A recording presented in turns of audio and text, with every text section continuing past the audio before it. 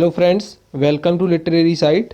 आज हम पढ़ेंगे अलेक्जेंडर पोप के बारे में, लेकिन उसके पहले मेरे चैनल को सब्सक्राइब करें, बेल आइकन को प्रेस करें और ये वीडियो अच्छी लगे तो इसे लाइक और शेयर करना ना भूलें। पोप लिटरेचर की न्यू क्लासिकल, सूडो क्लासिकल और ऑगस्टन एज से बिलोंग करते थे। पोप का जन्म 21 मई 1688 में लंदन में हुआ था। उनके पेरेंट्स कैथोलिक्स थे जो उस टाइम पर इंग्लैंड में काफ़ी डिस्क्रिमिनेशन झेल रहे थे। उनके फादर का नाम भी अलेक्जेंडर था, जो कि एक सक्सेसफुल मर्चेंट थे। इसलिए पोप बेशक एक वेल्दी फैमिली से बिलोंग करते थे, लेकिन फिर भी प्रोटेस्टेंट्स की मेजॉरिटी में कैथोलिक्स की कोई वैल्यू नहीं थी और इसी भेदभाव की वजह से पोप और उनकी फैमिली लंदन से बिनफील्ड नाम के एक शहर में शिफ्ट हो गए, जहां उन्हें दूसरी कैथोलिक फैमिली से जुड़ने का मौका मिला और यहीं उनकी फ्रेंडशिप जॉन कार्ल से होती है, जो आगे उन्हें अपनी लाइफ में कंपोज किए हुए सबसे इम्पोर्टेंट वर्क्स में से एक the rape of the lock लिखने के लिए परसुएट करते हैं। और कैथोलिक होने का सबसे बड़ा नुकसान या फ़ायदा उनकी स्टडीज़ को हुआ। वो इस डिस्क्रिमिनेशन की वजह से स्कूल अटेंड नहीं कर पाए। फिर उन्होंने शॉर्ट टाइम के लिए कैथोलिक स्कूल्स में स्टडीज़ कंप्लीट की। नो डाउट पोप एक वेल्दी फैमिली से बिलोंग करते थे, लेकिन उन्होंने अपनी लाइफ में वाकई बहुत कुछ झेला, जैसे कि बहुत कम उम्र में ही वो पॉट नाम की एक डिसीज़ के चपेट में आ गए थे, जिससे उनकी हाइट रुक गई और उनकी पीठ पर एक हम्प निकल आया। पोप नहीं चाहते थे कि उनका मजाक बनाया जाए, इसलिए उन्होंने सेल्फ स्टडी को चूज़ किया और अपना 100% देने में लग गए। और जब कोई भी पर्सन किसी भी फील्ड में अपने 100% एफर्ट्स लगाता है तो उसे पॉजिटिव रिजल्ट्स ज़रूर मिलते हैं। ऐसा ही कुछ पोप के साथ भी हुआ। उनका फेम धीरे धीरे बढ़ने लगा।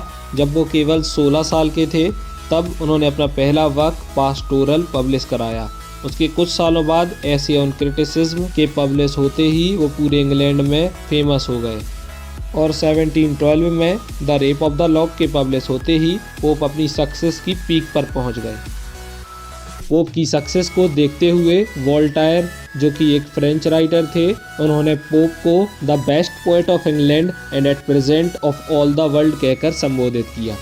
पोप उन कुछ लोगों में से हैं जिन्होंने अपनी पूरी लाइफ लिटरेचर में लगा दी। जब हम जोनाथन स्विफ्ट की बात करते हैं तो वो एक क्लैर्जीमैन थे और पॉलिटिशियन भी थे, या एडिसन की बात करते हैं तो वो सेक्रेटरी ऑफ स्टेट थे। वैसे ही उस टाइम के कई राइटर्स पेंशन या पॉलिटिक्स से अर्निंग कर रहे थे, लेकिन पोप इंडिपेंडेंट थे और उनके पास लिटरेचर के अलावा कोई और प्रोफेशन नहीं था। पोप अपनी एज के मोस्ट फेमस पोएट बन गए और इंग्लिश लिटरेचर के एक्नॉलेज्ड लीडर भी बन गए। यहाँ पर मैं पोप का बहुत फेमस कोट आप सबके सामने रखना चाहूँगा। As yet a child nor yet a fool to fame, I lisped in numbers for the numbers came. जिसमें पोप कहना चाह रहे हैं कि दूसरे पोइट्स तो केवल फेम के लिए पोइट्री लिखते हैं, लेकिन पोप ने जब तुतलाना शुरू किया था तब से वो पोइट्री जानते हैं। मतलब पोइट्री उनमें नेचुरली गिफ्टेड है।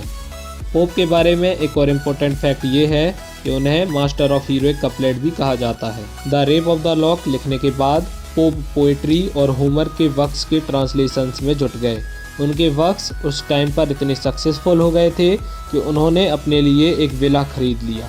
जोनाथन स्विफ्ट, जो कि पोप के बहुत अच्छे फ्रेंड हुआ करते थे, उन्होंने पोप को पेपर सेविंग पोप कहा, क्योंकि उनके अकॉर्डिंग जो बात वो 5 लाइन्स में लिखते थे, पोप वही बात 2 लाइन में लिखते थे। उनके अकॉर्डिंग पोप को ज़्यादा लिखना पसंद नहीं था। कॉम्पटन रिकेट ने अपनी book the history of English literature में पोप को उनकी एज का लिटरेरी डिक्टेटर बताया है। पोप एक बहुत अच्छे सटायरिस्ट थे और उन्होंने खुद एक्सेप्ट किया था कि लोग उनके सटायरिकल नेचर की वजह से उनसे डरते थे। पोप ने अपनी लाइफ में कई सटायर्स लिखे और लगभग हर क्लास पर, फिर चाहे वो एरिस्टोक्रेटिक क्लास हो, जजेस हो, पॉलिटिशियंस हो या फिर क्वीन ऑफ इंग्लैंड ही क्यों ना हो, पोप ने सभी को अपने सटायर्स में टारगेट किया है। और ऑक्सफोर्ड डिक्शनरी ऑफ कोटेशंस के अकॉर्डिंग पोप शेक्सपियर के बाद इंग्लिश में सबसे ज़्यादा कोटेड राइटर हैं। पोप की डेथ 30 में 1744 में उनके ही घर पोप विला में हो गई और उनकी डेथ के बाद उनकी पॉपुलैरिटी धीरे धीरे डिक्लाइन होने लगी, क्योंकि उनकी राइटिंग स्टाइल समय के हिसाब से धीरे धीरे आउटडेटेड होती जा रही थी।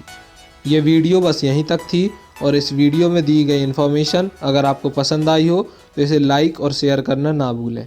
धन्यवाद।